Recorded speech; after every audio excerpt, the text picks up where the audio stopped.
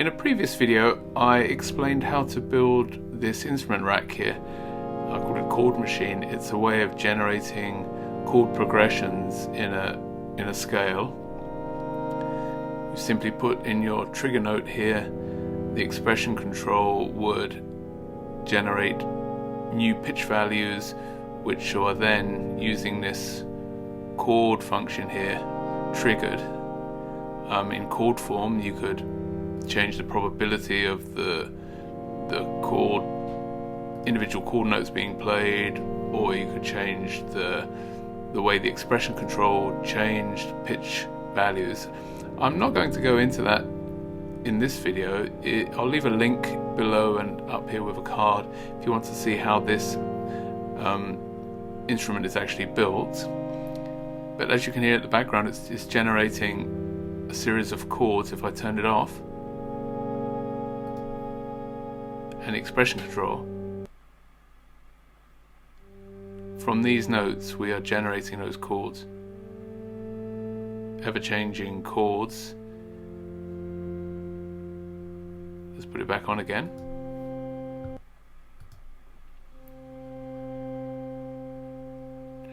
As I say, it was a method of generating these chord progressions. One of the limitations of the original design was that it only stayed in one scale.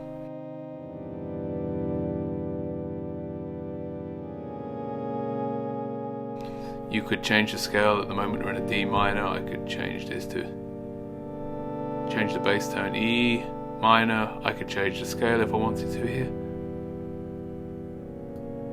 That was all possible, but the notes and the chords that were generated were always in one scale. So what I've managed to do now is expand this, that we can fluctuate between two scales that are linked effectively in a circle of fifths. They're a perfect fifth apart and allow you to add even more variation to the chord progression. So let's switch it on here and have a listen.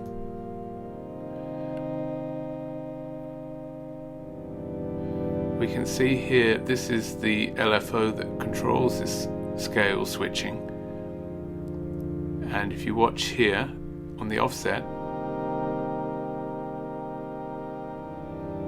every time the offset is triggered, a new flank on the LFO comes, then we're switching between two scales. Let's have a look what's actually going on with the pitches. I'll turn off the expression control. I'll turn off the chord as well and show you the tuner. Let's go here. We're playing a series of Ds.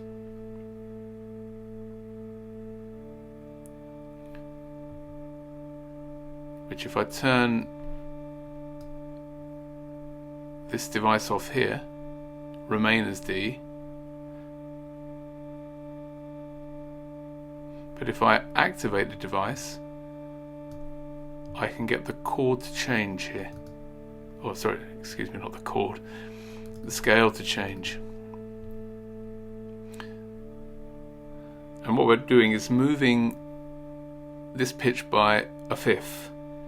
We're going from a D to an A, which, if I show you now the circle of fifths, the A is the next progression up from a D.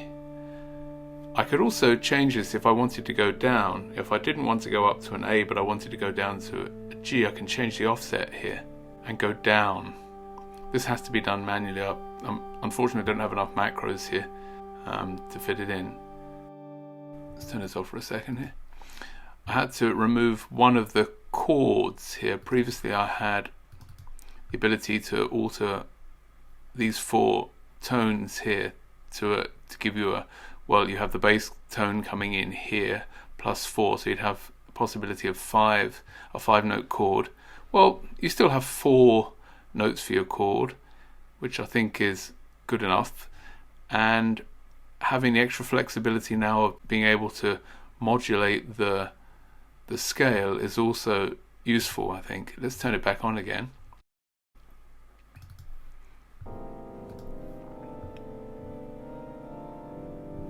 we go back to something a bit more musical.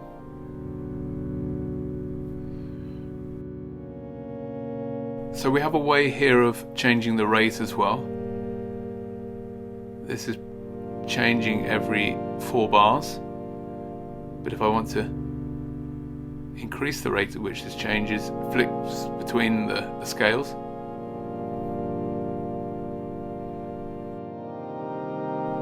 In a previous video I showed you can increase the number of steps being generated, you can increase the range of the steps being generated.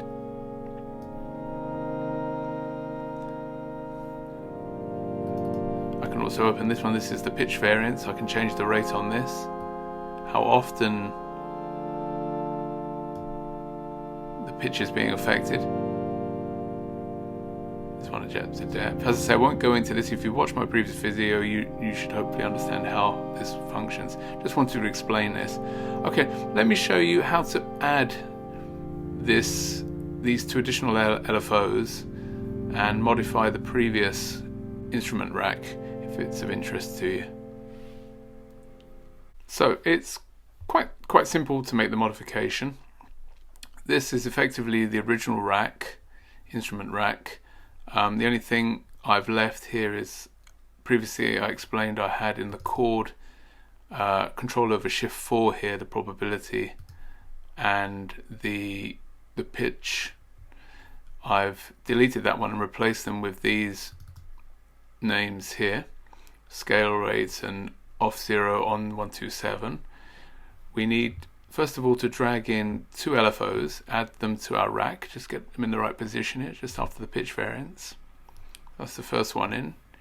And the second, we can rename these quickly. Scale LFO. And this one I renamed as modulate. Scale LFO. Okay, so that's done. We can now map these. This needs to be set to 100%. This one we leave, we'll adjust in a second. Let's concentrate on the modulate scale LFO. We need to set in musical intervals and a square wave. The depth we have to set to 25%. And I've worked out all these values for, I say, modulating the pitch by a fifth, a perfect fifth. So 25% here, square mod 100%. This we need to map to the offsets here, which is now mapped. Now we can set up this LFO. Same thing, we need a square. Where are you hiding there? Musical intervals. The depth we need to adjust here to 50%.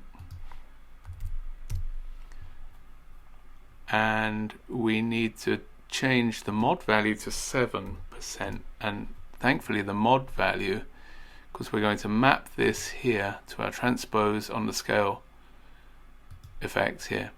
This 7% actually matches, luckily, 7 semitones on the scale. So we're now modulating this by a perfect fifth. Right, so that's all set up to transpose this by a perfect fifth. All we need to do now is to just map the rates. So we'll map the rate of both of these, this one here and this here, so they're synchronized. We'll map those together. And finally we want an on-off, which we just click on this here and map that to that function. That's all done. So when we go to 0 here, it turns this whole function off. It no longer modulates the scale. When we turn it on, we can switch between them. So let's just have a look. This one here tells us how often we're going to have the change in the scale.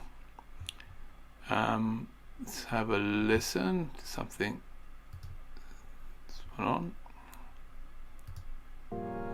Turn off our expression control and chord. so that the tuner works. And we see now we have a note here, D3. Let's go back here, D3 playing. So what do we set to? Bass scale is D. So we should get, let's have a look.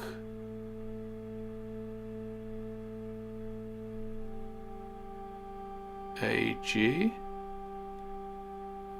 Oh, sorry, I apologize. We need to set the offset to, of course, -100.